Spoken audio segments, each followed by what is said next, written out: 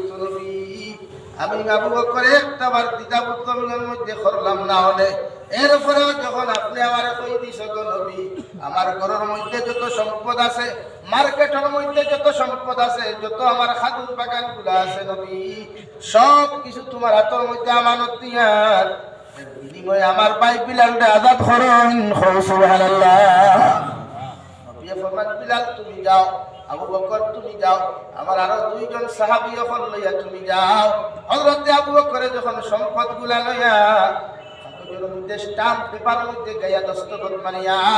সবগুলা লইয়া যখন জালিমর বাড়ির মধ্যে তশরিফ নেন দেওয়াই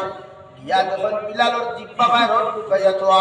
বিলালের কান গলিয়া খালা হয়ে গেছে গিয়া পুরা শরীরের মধ্যে কোনো কাপড় নাই পুরা শরীর থেকে চামড়া টুকরা টুকরা হইয়া পড়িয়া রক্ত পর্যন্ত পাইয়া গেছে গিয়া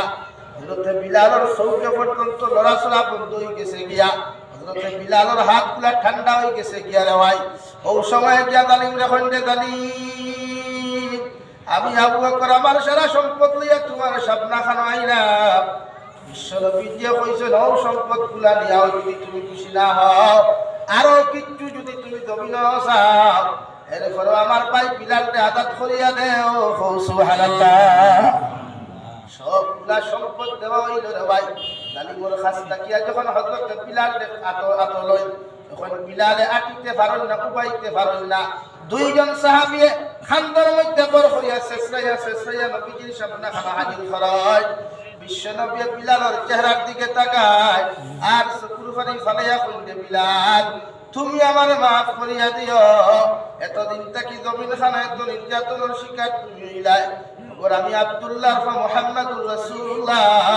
সাল্লাল্লাহু আলাইহি ওয়াসাল্লাম তোমার খবর খানতা লইতে পারলাম না আল্লাহর নবী জিকার করেন দে বিলাল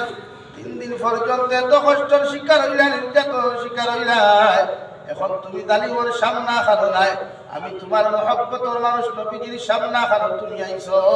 হোসেন তোমার শরীরের হালত খানতা কেমন সিঙ্গারিয়ার সিঙ্গারির মুসলমান বিশ্বনবী মুহাম্মদুর রাসূলুল্লাহ সাল্লাল্লাহু তাআলা আলাইহি ওয়াসাল্লাম আওয়াজ মুবারক কান্তা যখন বিলাল রাদিয়াল্লাহু তাআলা আনহু খানে দিয়া যায় হযরত বিলাল সকুর ফানি ফালায়া ফরমান ইয়া রাসূলুল্লাহ